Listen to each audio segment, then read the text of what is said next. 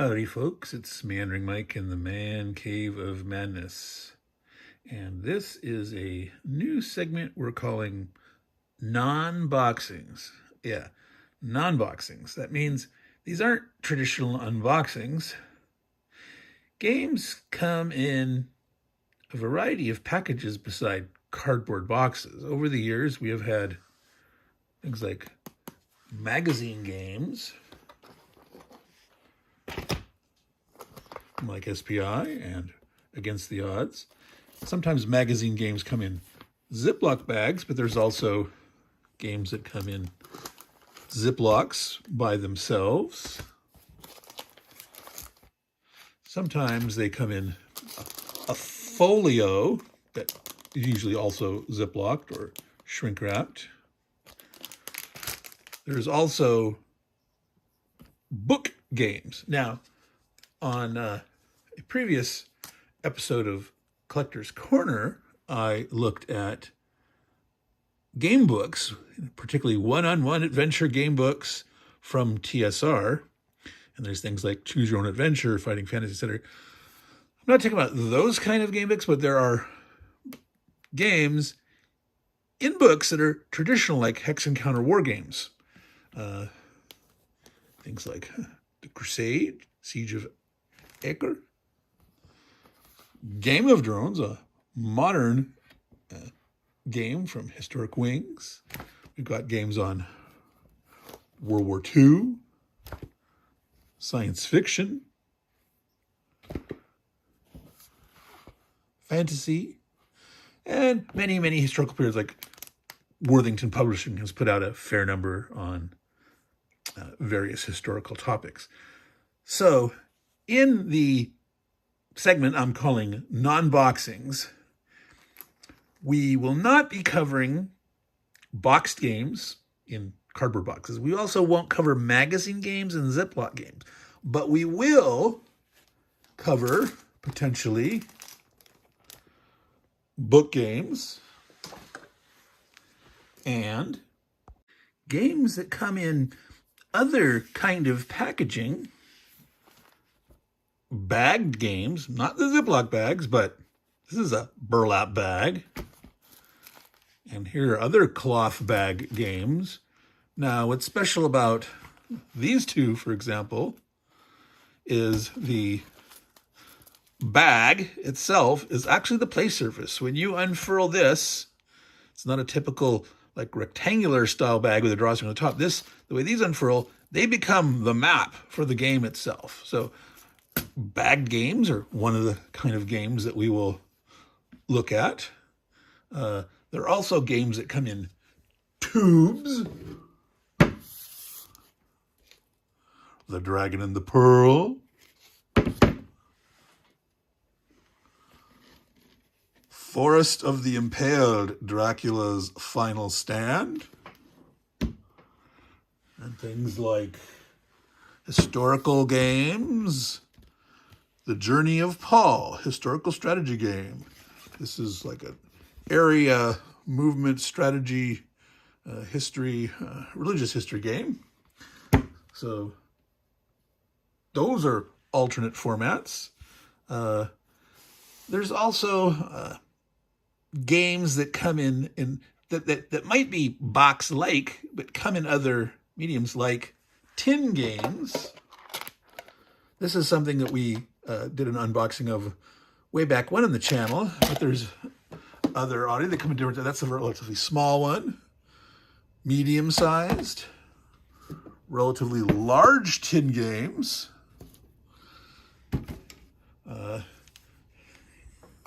They do include war games. This is a small form factor one. They also, tin games might be round, cylindrical. So, I mean, you wouldn't quite call that a tube game, but it's a metal tin in a canister form. And there are more tinware games. We'll look at these in a second. Let me grab something. And here we have some games that are in basically box-like shape, but not in traditional cardboard. We have a wood box, or you could call it a case. This is made of wood. Made of plastic. This is a heavy and awkward one. Let me see if I can tilt that up there and I'll show it to you. Zomax. Yes, this whole game inside, there's a play surface. If you remember the cases for the game Battleship, now Battleship traditionally had the plastic cases that came inside a box. So it was still a box game, a typical board game that had those plastic cases. But this is kind of a hybrid. It's a plastic vinyl box. It has cardboard sort of inserted into it. And this whole thing folds out to become the playing surface. So this is what I would call like a case. So this is like a non-traditional box game. It's more in a case. So all those kind of things are things that I will cover in the future in this segment of non-boxings. Today we're going to unbox one of these guys. Okay, as I mentioned, there are war games that come in tins. This series, called Counter-Strike Minigame, they came from Fiery Dragon Productions. At one point, I think they're also called Platinum Productions. Some of these games also come in little small cardboard box format, but these particular ones, so there's things like Algeria, Brian Train Game, Battle for China, Brian Train Game, and War Plan Crimson, Brian Train Game. See a pattern here?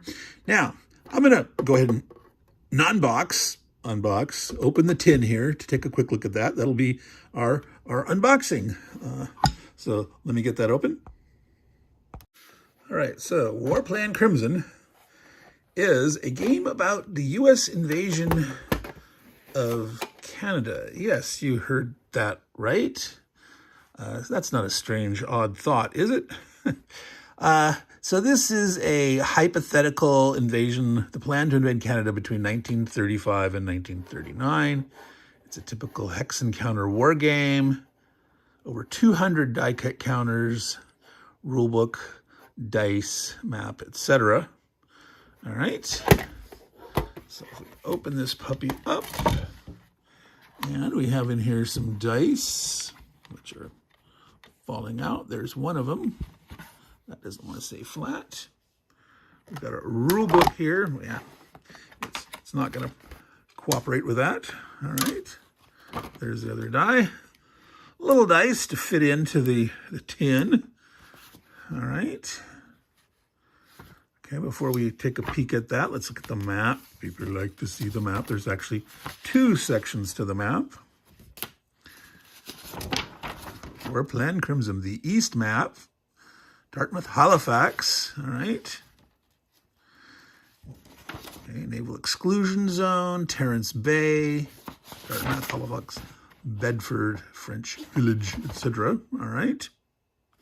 And we have here the west map, not west coast of Canada, but west of Halifax. Montreal.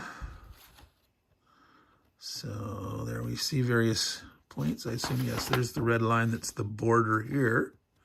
Champlain, Rouse's Point, Southwest, and crossing the border. Huntingdon, Valleyfield, Beranois, Chateauguay, St. Clair. But of course, Montreal, the big target there. So there we go. Now, I do believe, this was a hypothetical situation. I believe there was actually some such plan on the books somewhere. War Plan Crimson. You don't want to invade your allies. You really don't. But sometimes you have contingencies that are like, what if something happened? Like, what if your neighboring ally was taken over by some other force and you had to invade them or something? There's reasons to have these plans, even though you never, ever should carry them out. All right, train effects chart. Okay, these are quite thin, but one counter sheet, two counter sheets, three counter sheets. So that's quite a bit packed into this little game here. And then we have a big stack of more combat results. Random event table. A setup chart. Commonwealth player sets up first, it says. Morale level adjustment summary. All right. Reinforcement chart. Experimental mechanized brigade table. Now, this is 35 to 39.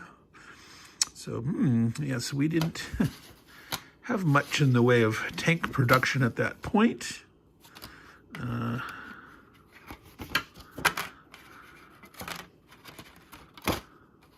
We did have our light tanks and such. Game turn record track. U.S. and Commonwealth air holding boxes in the west and the east.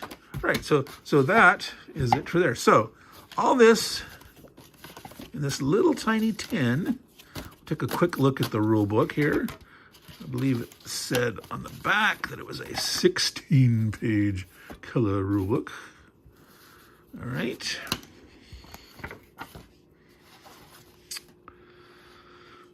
So let me see here what we can look at without too much glare. No, it's definitely longer than 16 pages. That's what it said, wasn't it? 16 plus. So when they made this, they were thinking 16 pages, but it actually came out to 24. Of course, this back part here is just advertisements for other in the series, which those are all by Brian Train there. Autumn Mist, Arriba España, Frecor. All right, and the two that I showed are these here. Oh, suggestions from Joe Miranda. All right, so designer notes, a couple pages of those. Game credits, optional rules, 2 pages of those. Setting up the game, how to win. See, sometimes I go backwards. Yes, that's sometimes my strange methodology. Naval units, supply, recovery, counterattack phase. So this is all along our combat section here. Combat results phase. So from the bottom of page 11, page 12, 13. Now this is a small, this is about 6 by 9. And this is actually smaller than 6 by 9, I think. Is that 5 by 8? I don't know. So there's some bit of detail in the rules here, and there's as many pages, but remember these are relatively small pages. They have ample margin and a gutter, and there's 2 columns. It makes it very easy to read. There is a little bit of the like background showing part of the hex that makes some of these a little bit harder to read the text, but not super duper hard.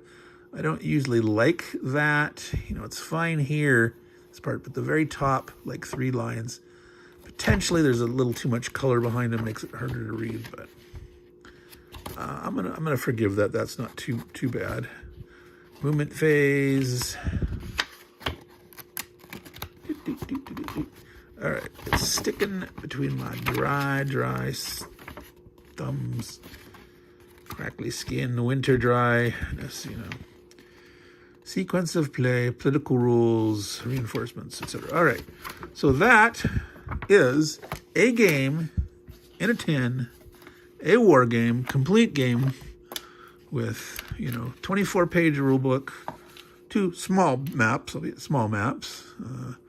dice, counters, rule book, all that stuff. There we go. So this has been an example of a non-traditional format for a game, delivery format, container, in a tin. I have a lot of non-war games in tins. I just showed you a couple, like that Meeple breakdancing and the Forbidden Jungle. There's Forbidden Island and other stuff. Yeah, a lot. So in this segment, I am putting up a poll in the community tab.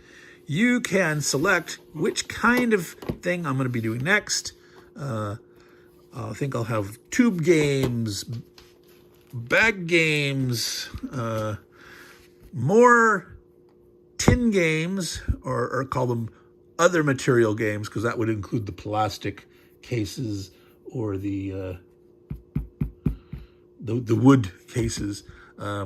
So I'll come up with 3 or 4 different categories. Let you guys decide, what's the next kind of non-boxing do you want to see? What format of off the wall container for games? Oh, book games are another one. The not these kind of adventure book games, but war game book games.